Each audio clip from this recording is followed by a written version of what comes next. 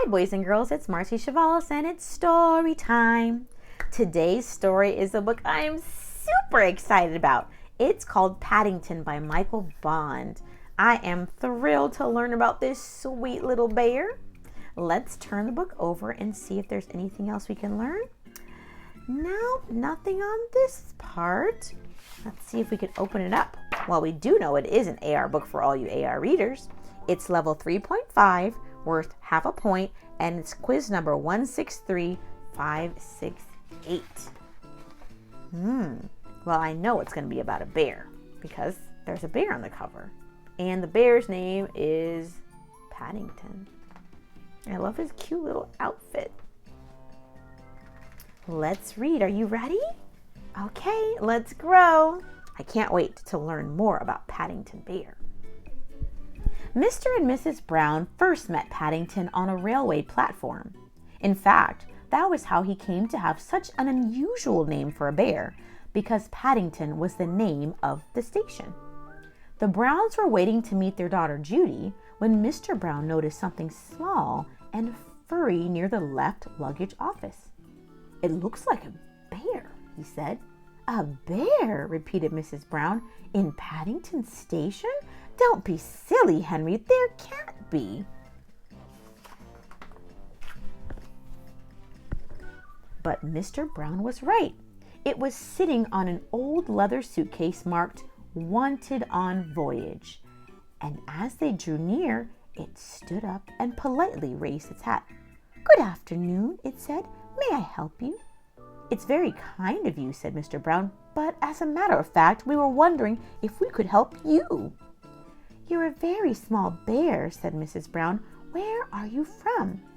The bear looked around carefully before replying. "Darkest Peru. I'm not really supposed to be here at all. I'm a stowaway." "You don't mean to say you've come all the way from South America on your own?" exclaimed Mrs. Brown. "Whatever did you do for food?" Unlocking the suitcase, the bear took out an almost empty glass jar. "I ate marmalade," it said. "Bears like marmalade." Mrs. Brown looked at the label around the bear's neck. It said quite simply, "Please look after this bear. Thank you." "Oh, Henry," she cried, "we can't leave him here all by himself. There's no knowing what might happen to him. Can't he come home and stay with us?" "Stay with us?" repeated Mr. Brown nervously. He looked down at the bear. Would you like that?" he asked.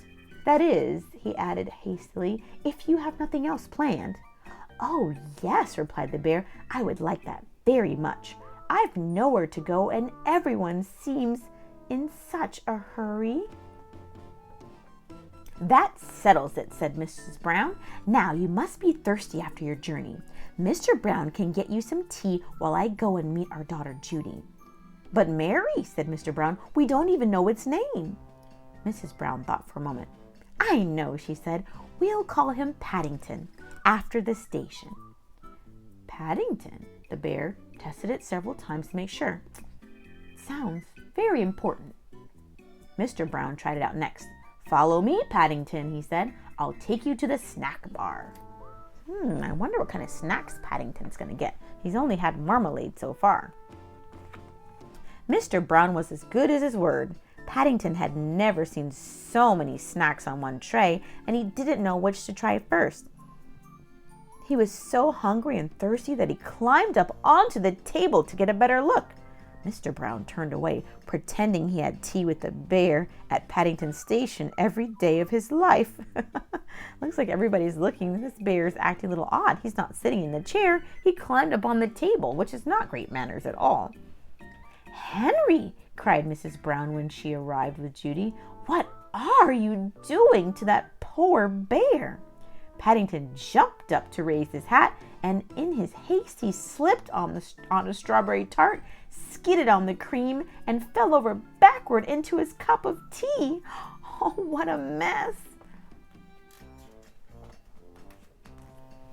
"I think we'd better go before anything else happens," said Mr. Brown. Judy took took hold of Paddington's paw. "Come along," she said. "We'll take you home, and you can meet Mrs. Bird and my brother Jonathan." Mr. Brown led the way to a waiting taxi. "Number 32 Windsor Gardens, please," he said. The driver stared at Paddington.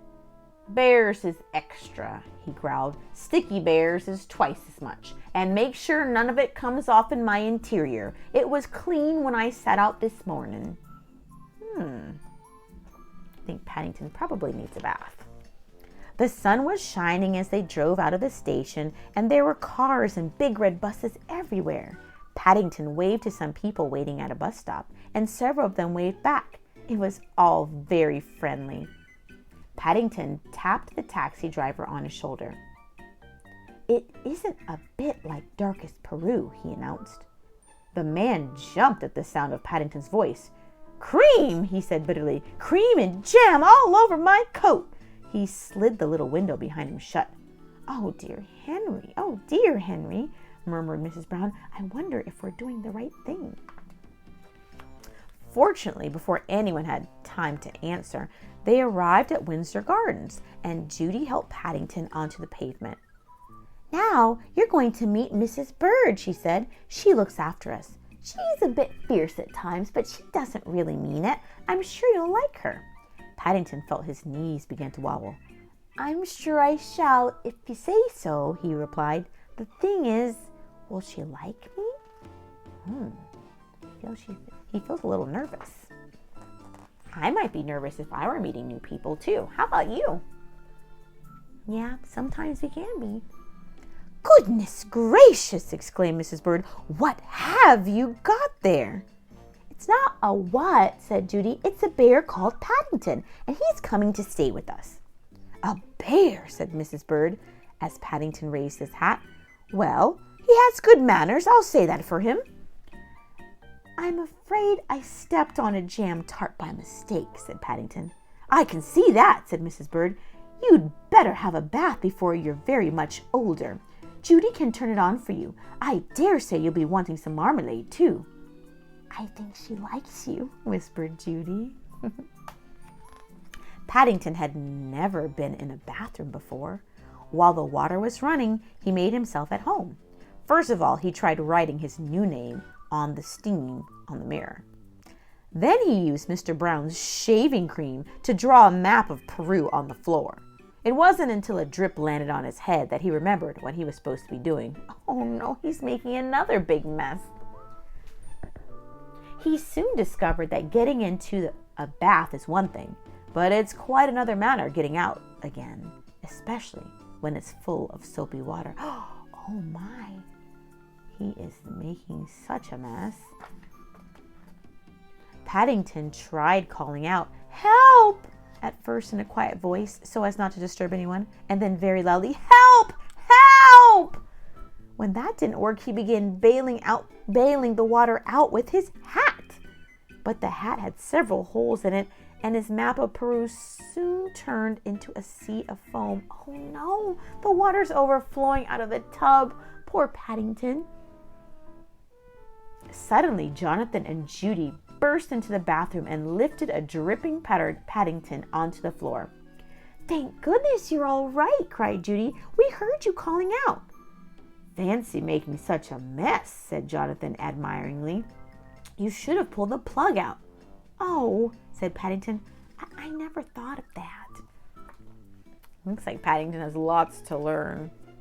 When Paddington came downstairs, he looked so clean that no one could possibly be cross with him. His fur was all soft and silky, his nose gleamed, and his paws had lost all traces of the jam and cream. The Browns made room for him in a small armchair, and Mrs. Bird brought him a pot of tea and a plate of hot buttered toast and marmalade. Oh, he looks very happy about that. "Now," said Mrs. Brown, "you must tell us all about yourself. I'm sure you must have had lots of adventures." "I have," said Paddington earnestly. "Things are always happening to me. I'm that sort of bear." He settled back in the armchair. "I was brought up by my Aunt Lucy in Darkest Peru," he began, "but she had to go into a home for retired bears in Lima. He closed his eyes thoughtfully, and a hush fell over the room as everyone waited expectantly. Oh, they're all wanting to hear about his stories. After a while, when nothing happened, they began to get restless. Mr. Brown tried coughing. Then he reached across and poked Paddington. "Well, I never," he said. "I do believe he's fast asleep." "After all that's happened to him," said Mrs. Brown, "is it any wonder?" Paddington just fell asleep before he continued his story. Well, we're going to have to read more Paddington stories and hear all about his adventures. If you like this story, go ahead and click the like button. And if you'd love to hear more stories like these, go ahead and click subscribe right now and tell a friend all about this channel so they can read books along with you too. All right, until next time, friends. Goodbye.